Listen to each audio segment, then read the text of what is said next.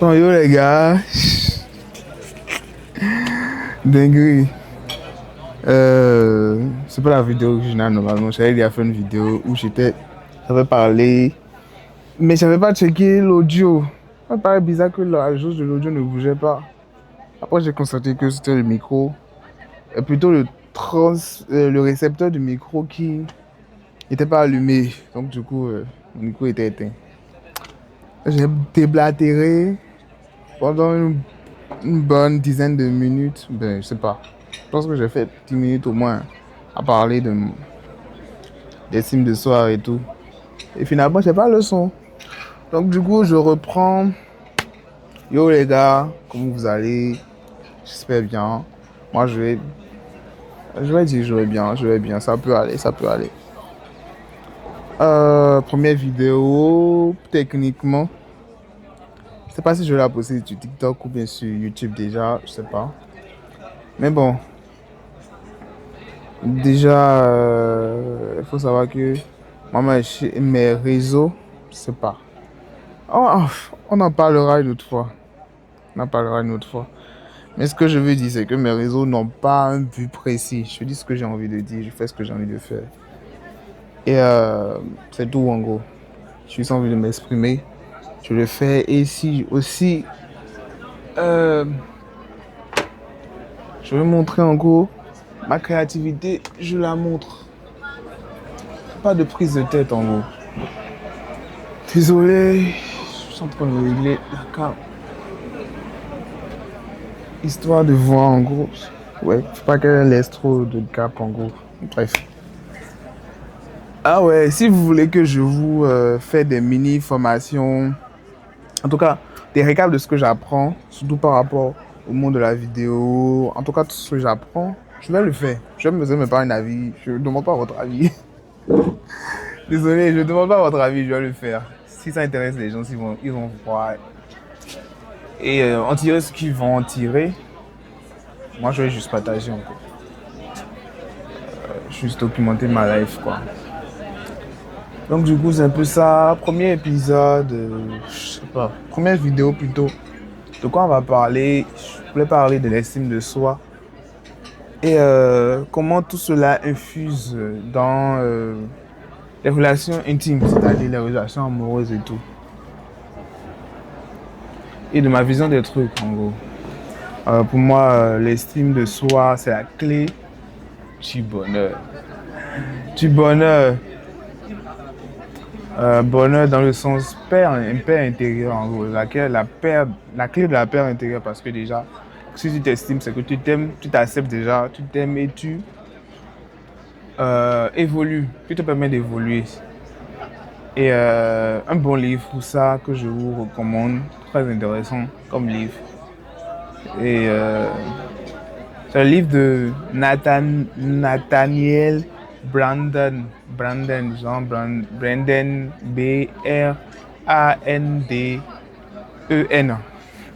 Et le livre, c'est les 6 piliers de l'estime de soi, ou de la confiance en soi. Je pense que c'est les 6 clés de la confiance en soi, la version française.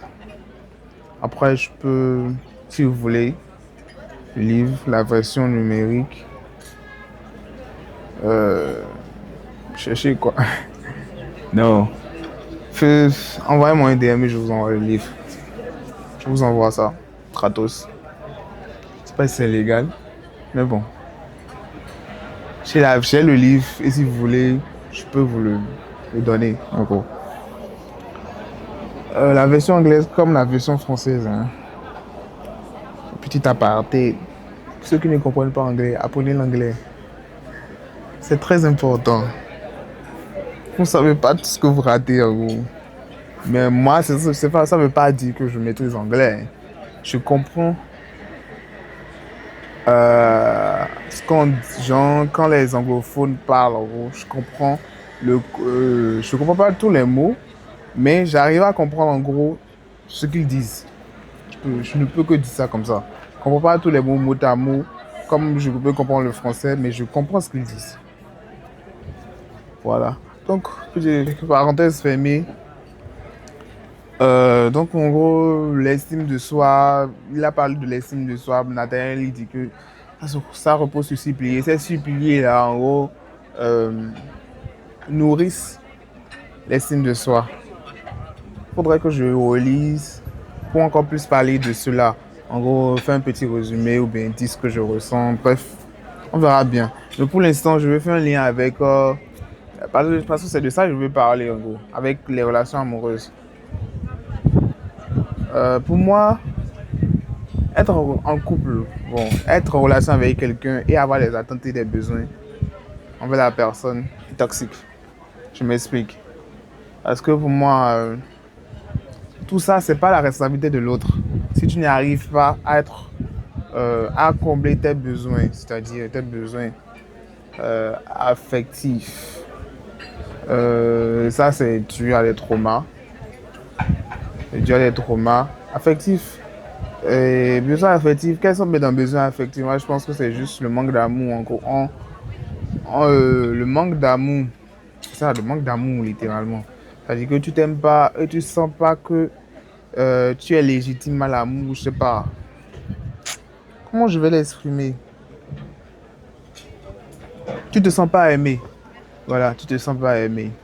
Tu te sens pas aimé. Et c'est pas l'autre. En tout cas, c'est pas l'autre qui va combler ce besoin-là. C'est pas en ayant l'autre que tu vas combler ce besoin-là. Tu vois. C'est un peu fou ce que je dis, hein. C'est un peu fou.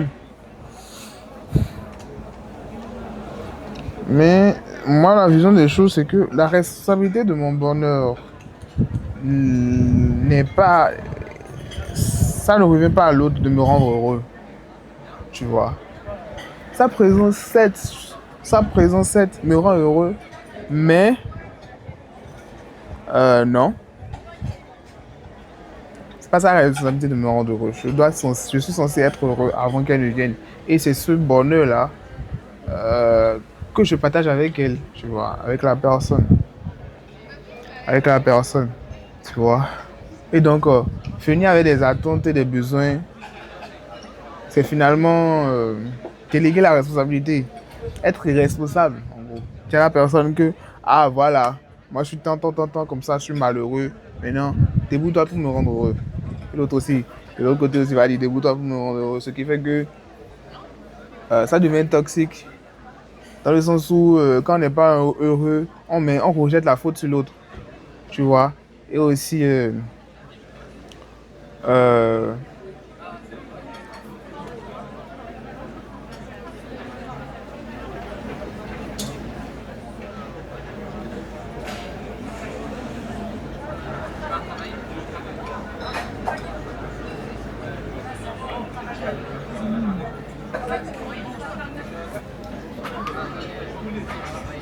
intéressant ça. C'est pas si, genre, cette histoire de structurer ces idées, c'est important. Je sais pas comment je vais le régler réellement pour le moment. Je pense que peut-être je vais réfléchir sur le sujet et écrire des grandes lignes. Je ne vais pas scripter parce que ça ne me rendra pas naturel. Je vais toujours, euh, ça soit robotique quoi. Tu vois, je vais garder ce côté naturel là où j'allume ma cam, j'ai mon thème, j'ai les grandes lignes et je déblatère en gros. Voilà. Donc en gros, c'est ça.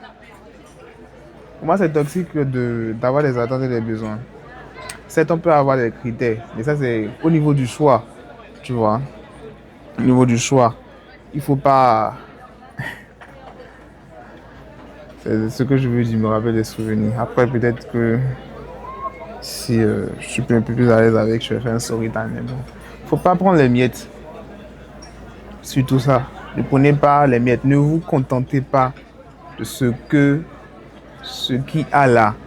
Si c'est ce que vous ne voulez pas, en gros. Vous voyez, ce que vous ne voulez pas. Ne souffrez pas en l'air, c'est-à-dire gratuitement, quoi. Si vous souffrez, c'est pour un but bien précis. Et c'est pour l'avoir, en gros. C'est pour atteindre ce but-là que vous souffrez, on va dire. Mais je ne vais pas dire souffrir, mais plutôt travailler pour. Euh, donc du coup, voilà, hein. C'est vrai, on dit que il faut communiquer et dans cette logique de communiquer, on dit de communiquer ses attentes et ses besoins, mais je trouve que le problème est encore plus profond. Là aussi, ça devient toxique aussi, parce qu'on remet la responsabilité de son bonheur, de sa vie, dans la main de l'autre, tu vois. Ce qui fait que on devient plus ou moins, on devient toxique. On impose des trucs à l'autre sans se soucier de si ce qu'on impose rend réellement heureux. Est-ce que la personne veut en gros? Est-ce que c'est son consentement? Ce qui m'amène à redéfinir complètement les dynamiques dans un couple, quoi. Dynamiques dans un couple. Et à rendre le truc un peu plus sain, tu vois. Parce que si ça veut dire que genre, la responsabilité de mon bonheur, euh,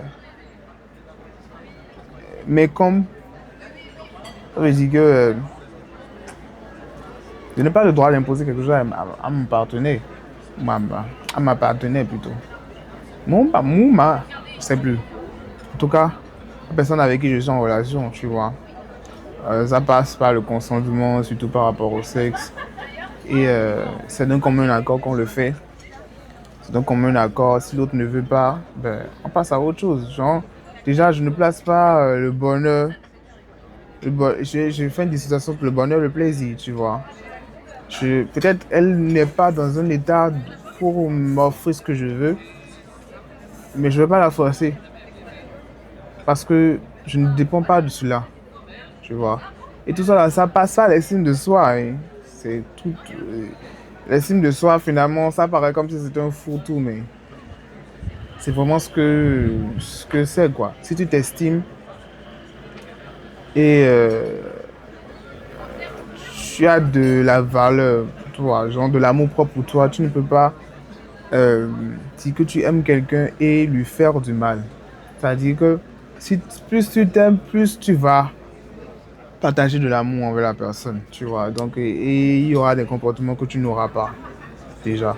Respecter, genre, respecter la personne qui est en face, peu importe la situation, ce qui veut dire que euh, être courtois déjà, dans tous les sens du thème, être courtois et le fait de, en gros, ça m'a, ce mindset en gros fait que genre, je ne trouverai plus de borne à vouloir contrôler l'autre. Tu vois, la liberté de l'autre contribue à mon bonheur. Parce que finalement, euh, je suis plus attaché, je suis pas attaché à la personne de façon toxique, mais de façon saine. C'est-à-dire que elle est ce qu'elle est, je l'aime comme elle est, et moi aussi je m'aime, tu vois. Je dois faire aussi ce travail-là sur moi, de m'apporter de l'amour, de savoir que je suis aussi un individu qui est en relation avec une autre personne, qui a ses réalités à elle aussi, tu vois. Et certes, on est sur la même longueur d'onde, mais il faudra tout le temps que l'on fait ce travail-là de matching, tu vois. Je ne pense pas à la place de la personne. Et l'autre aussi devait faire de même, tu vois. L'autre aussi doit faire de même. Et communiquer, quoi. Communiquer, être sincère. Surtout ça. Surtout ça. Être sincère et honnête. C'est-à-dire être libre de dire ce qu'on a envie de dire. C'est pour ça que vraiment l'estime de soi est important parce qu'il y a plusieurs piliers dedans, hein. Comme Nathaniel le dit, comment on l'appelle? Il y a quoi? La vie consciente. C'est-à-dire que prendre conscience de soi et, et savoir que il est de notre responsabilité de mettre un niveau de confiance dans une quelconque activité. C'est à nous de savoir à quel niveau de confiance on veut mettre, de conscience plutôt, qu'on veut mettre dans cette activité, tu vois. Conscience, on peut dire concentration ou bien attention. Voilà. À part ça, il y a il y a la vie consciente, il y a l'acceptation de soi. L'acceptation de soi, c'est très important. Si tu t'acceptes pas comme tu es, tu ne peux pas changer.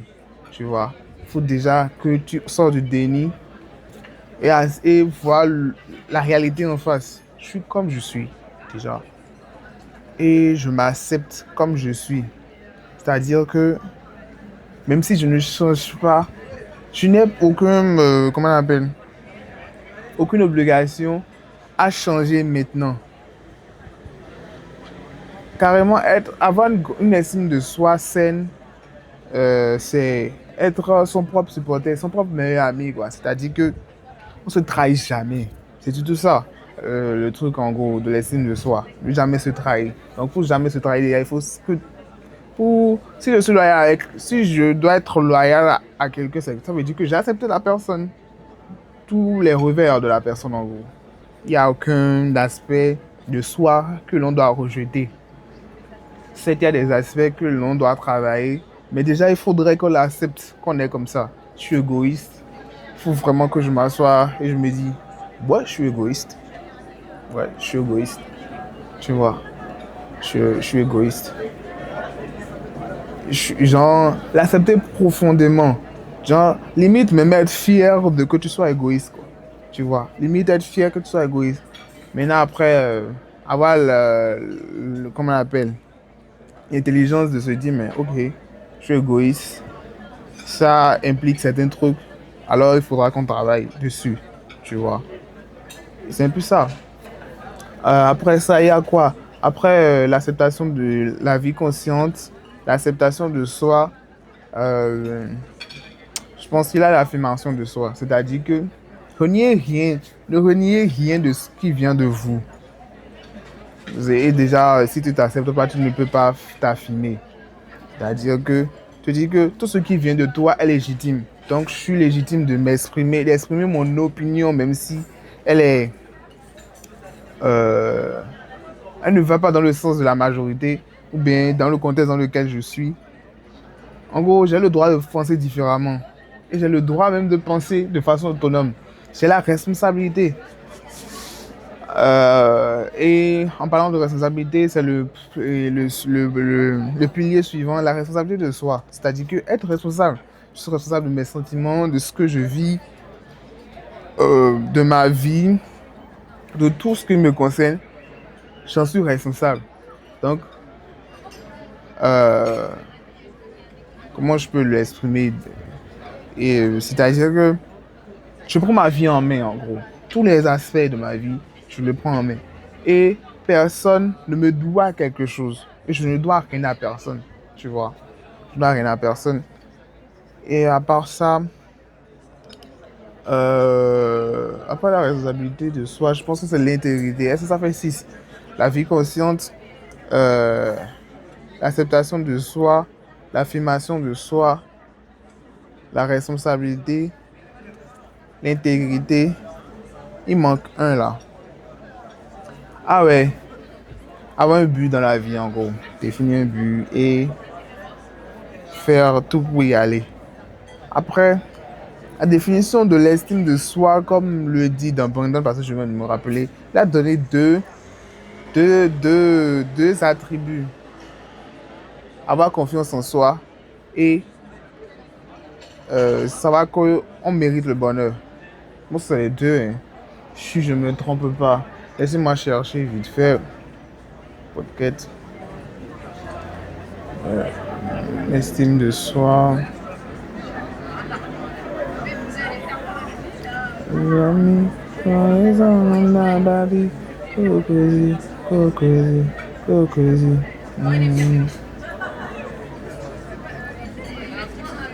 Ok. Les deux attributs, c'est confiance, la confiance en notre aptitude à penser et à surmonter les difficultés de la vie. Et la confiance en notre droit au succès et au bonheur. En nous disant que nous méritons que que nos besoins et nos désirs soient satisfaits.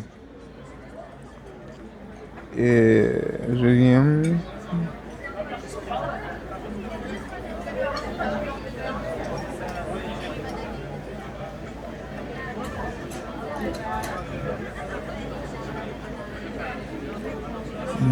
Cherche une définition un peu plus courte qui résume ce qu'il dit, quoi. Mais je pense pas que je vais le trouver ici.